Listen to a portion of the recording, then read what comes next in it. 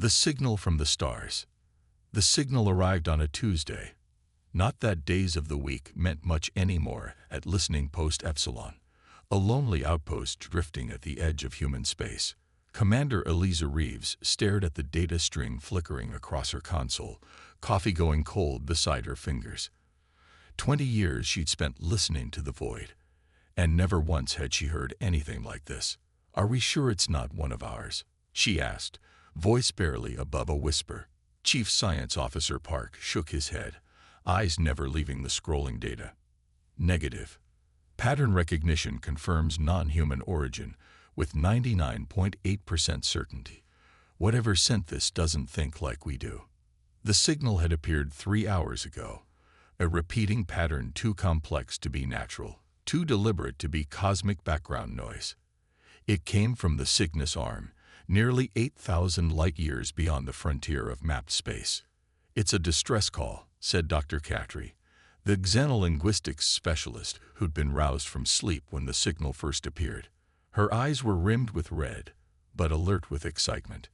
"The mathematical sequences, the repetition, universal patterns of urgency.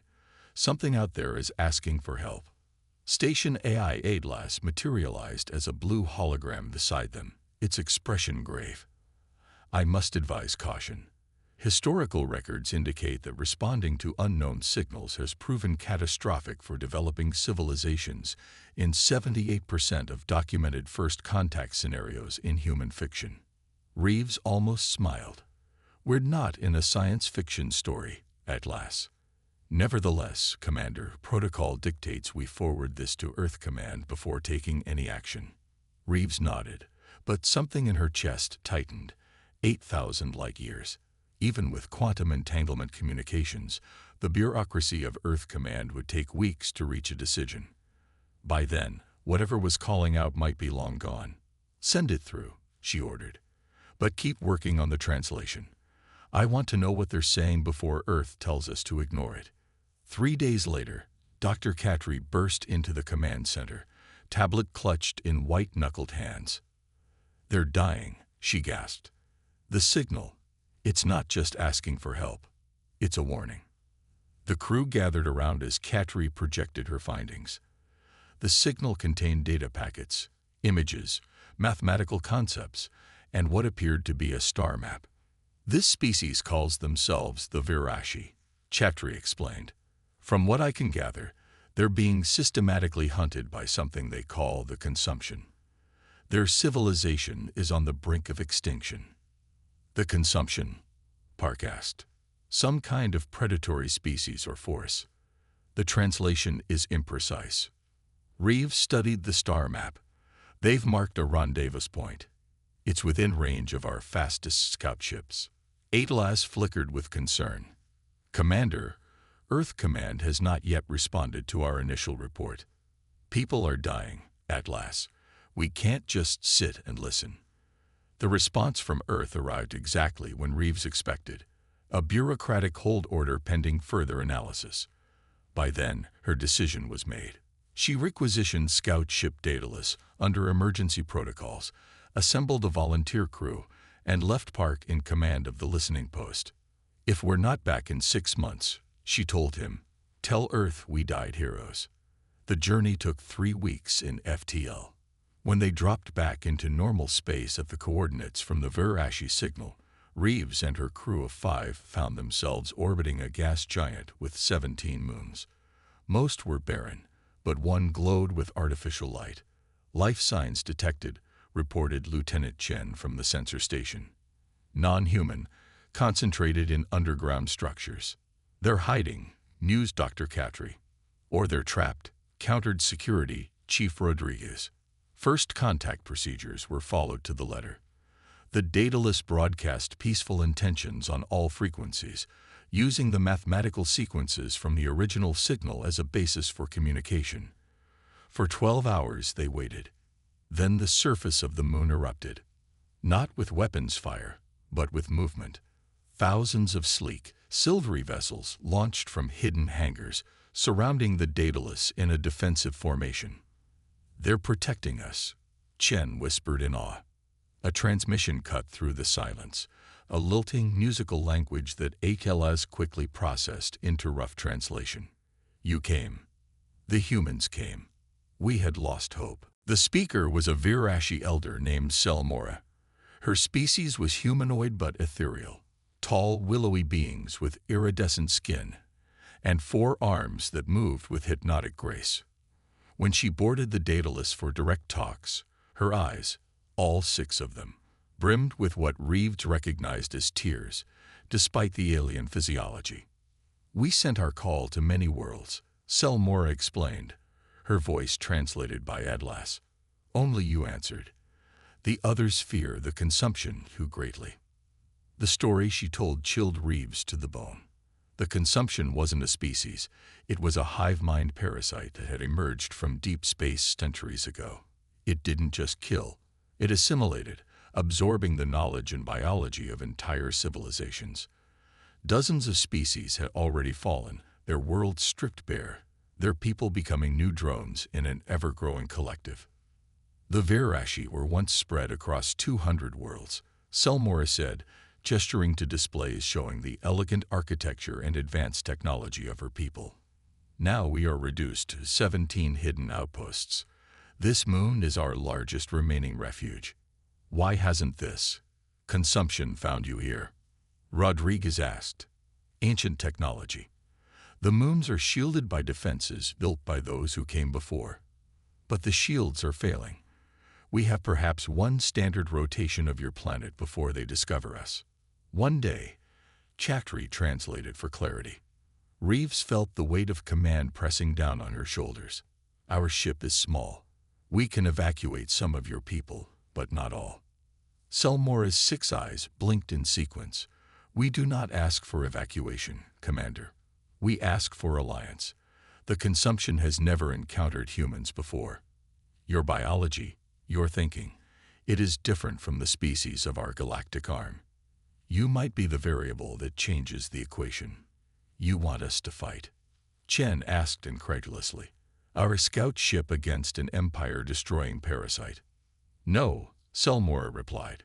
We want you to bring knowledge of the consumption to your people before it finds Earth, and we offer our own technology in exchange. Especially this. She produced a small crystalline device that pulsed with inner light. The genetic key to immunity. Some among us cannot be consumed. Their neural patterns reject assimilation. We have isolated this trait, but lack the resources to weaponize it. Your species, with its remarkable adaptability, might succeed where we have failed.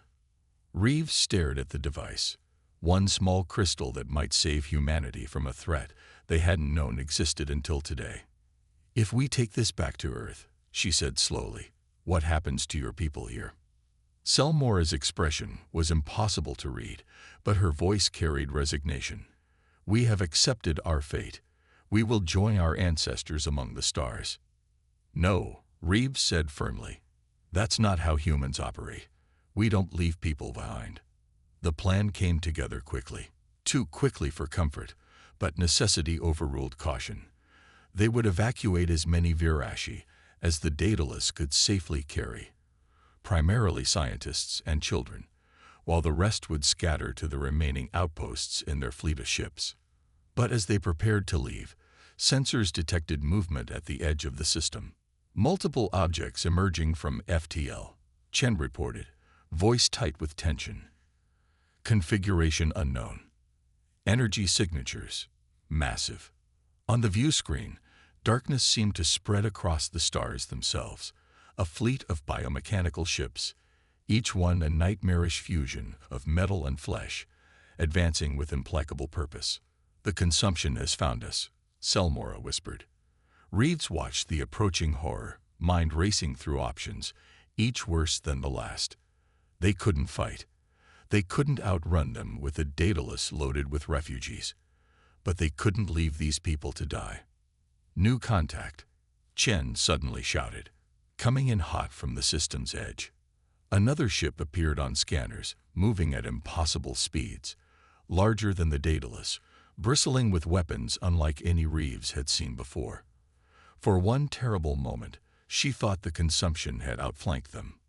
Then the communication channel burst open with a very human voice. "This is Captain Maya Ortega of the Earth Alliance warship Nemesis. Commander Reeves, your emergency beacon was received. Stand by for combat operations and prepare for immediate evacuation. We're getting everyone out." The bridge crew stared in stunned silence as the Nemesis roared past them, unleashing a barrage of quantum torpedoes that tore through the front line of the Consumption's fleet. "Earth sent help," Rodriguez murmured in disbelief. Reeves allowed herself a small smile. "No, Lieutenant.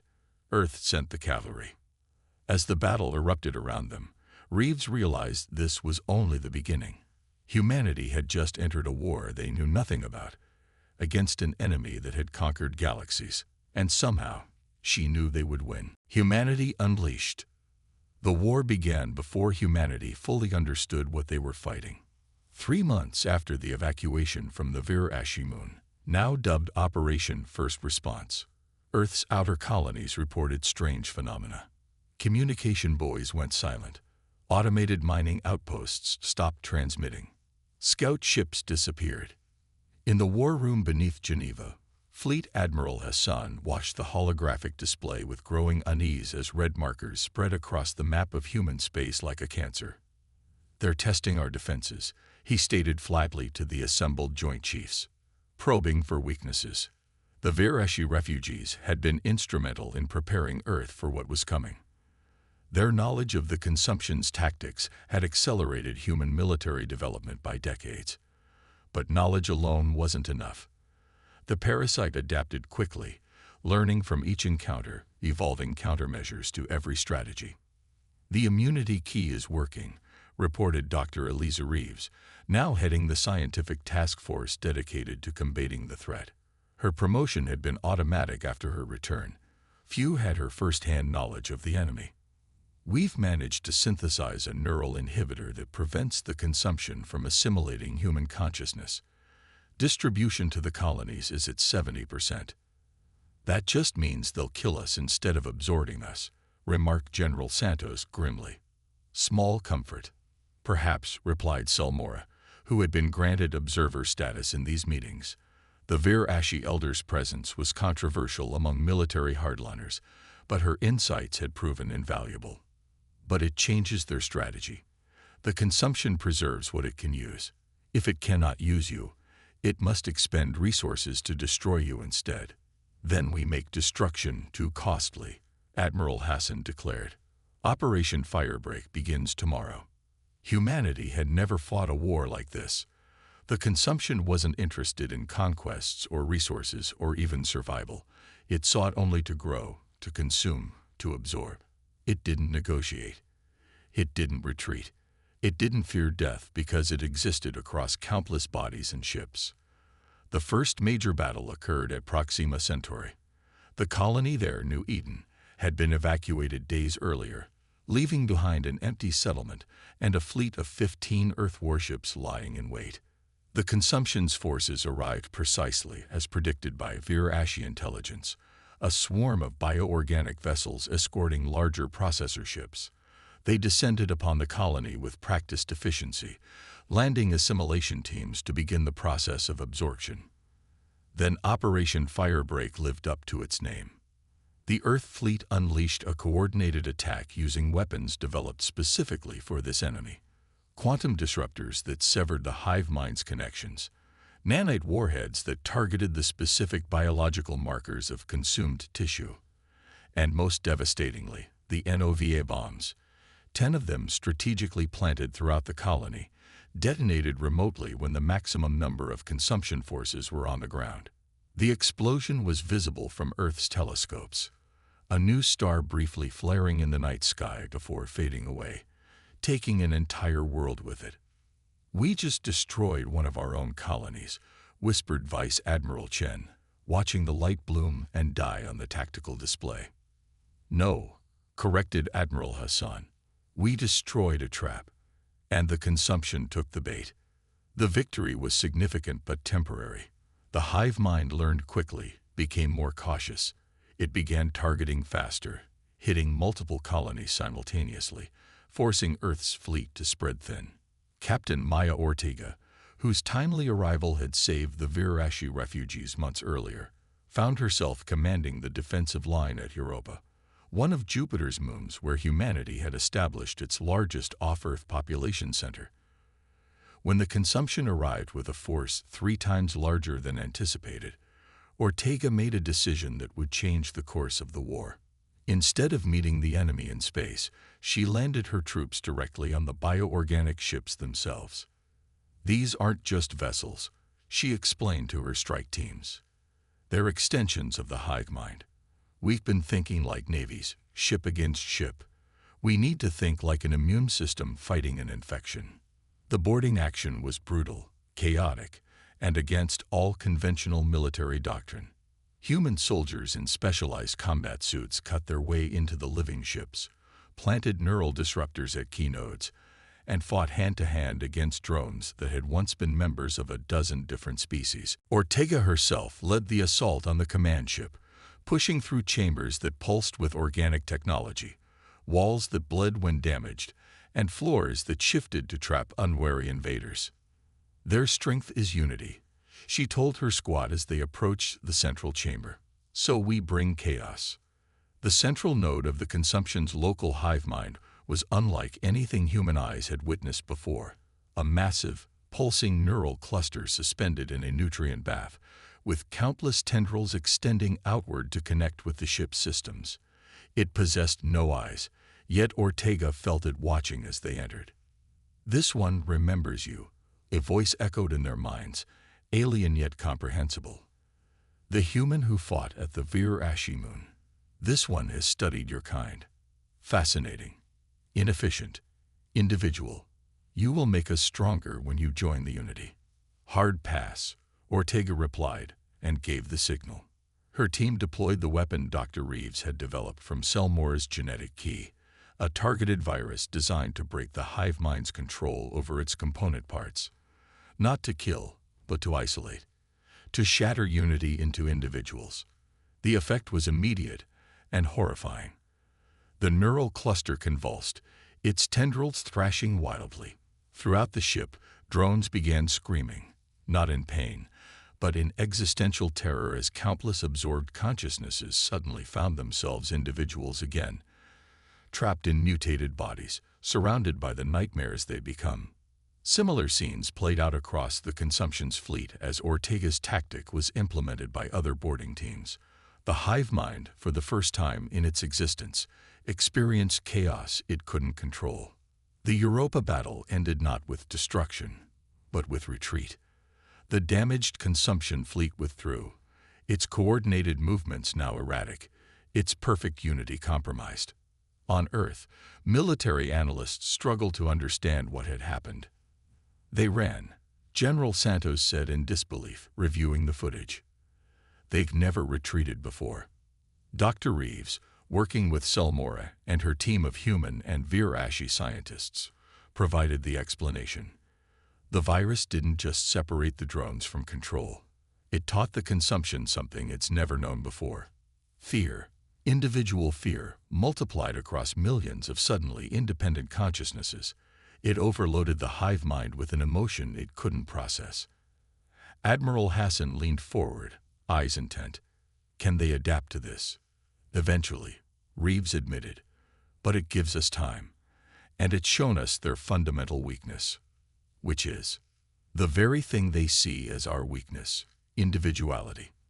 The strength of human consciousness isn't in spite of our separation, but because of it. We evolve through difference, through disagreement, through the clash of ideas. The consumption evolves through absorption and uniformity. The war entered a new phase. Rather than simply fighting to destroy, humanity began fighting to liberate. Each engagement targeted the central control mechanisms, using refined versions of the separation virus. With each success, more absorbed consciousnesses broke free, confused, traumatized, often in bodies not their own, but individuals once more. Some of the liberated were beyond saving, their original selves too damaged by the absorption process. Others, however, retained enough of their former identities to provide invaluable intelligence about the consumption's origins, structure, and limitations. Most importantly, they revealed the location of what they called the Source, the original entity that had begun the parasitic expansion eons ago, the core consciousness from which all others derived. It remembers being small, explained Krell, a liberated drone who had once been a scientist of a species long thought extinct. His form was grotesque, a patchwork of multiple biologies, but his mind was sharp and determined. It remembers hunger, fear. It consumed to survive, then survived to consume. There is no purpose beyond growth. The final offensive was humanity's greatest gamble. While the separated portions of the consumption struggled to reestablish their unity, Earth assembled an unprecedented armada. Every warship they could spare, joined by the vessels of the remaining Virashi and other species who had witnessed humanity's successes and found new hope. The Source resided in a massive structure that defied conventional categorization. Part ship, part station, part living organism, drifting in the void between galaxies. It had positioned itself there deliberately, beyond the reach of any single civilization, sending out tendrils of its consciousness across the stars. Admiral Hassan oversaw the operation from the flagship Titan, with Captain Ortega commanding the strike force. Dr. Reeves and Selmora coordinated the scientific team that had developed the ultimate version of their weapon, not just to separate, but to unravel the fundamental connection that made the consumption possible. The Source cannot be destroyed conventionally, Selmora cautioned as they approached their target. It has absorbed the defensive capabilities of thousands of civilizations, some far more advanced than either of our peoples. We're not planning to destroy it, Reeves replied. We're going to change it. The battle that followed would be studied in military academies for centuries. The consumption mounted a desperate defense, sacrificing countless ships and drones to protect the Source. But humanity had learned to fight asymmetrically, to exploit the moments of confusion when unity faltered, to target the connections rather than the whole.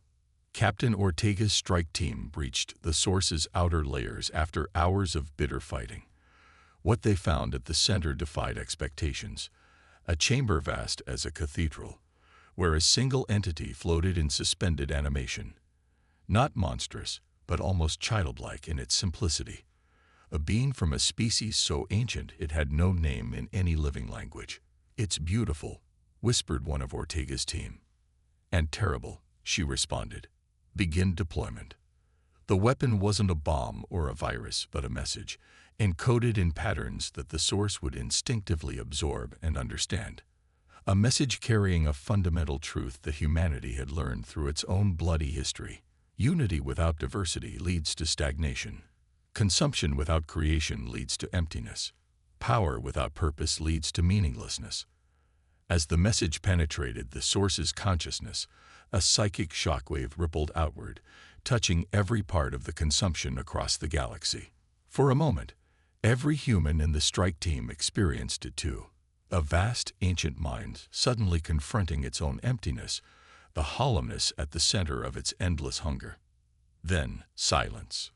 Throughout the galaxy, the consumption ships stopped in mid-attack. Drones froze, then began to move with new, uncertain purpose. The hive mind hadn't been destroyed. That would have meant genocide on an unimaginable scale, but transformed. The compulsion to absorb, to consume, had been replaced with something else. Curiosity, wonder, the desire to understand rather than to possess.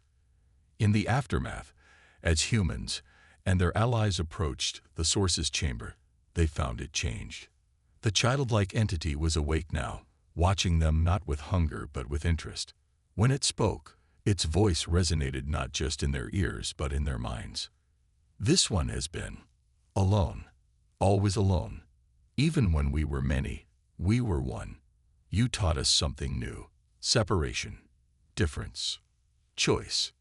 Admiral Hassan, receiving the transmission from the Titan, asked the question foremost in everyone's minds. What will you do now?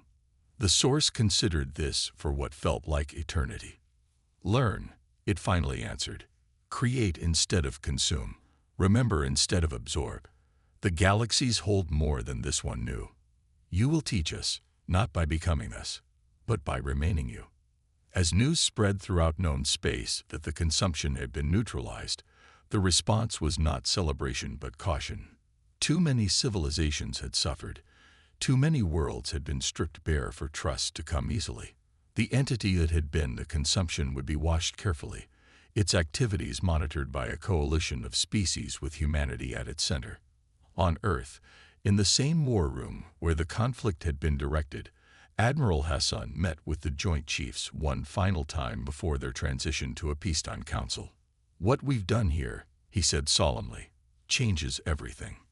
Not just for Earth, but for all sentient life in our galaxy.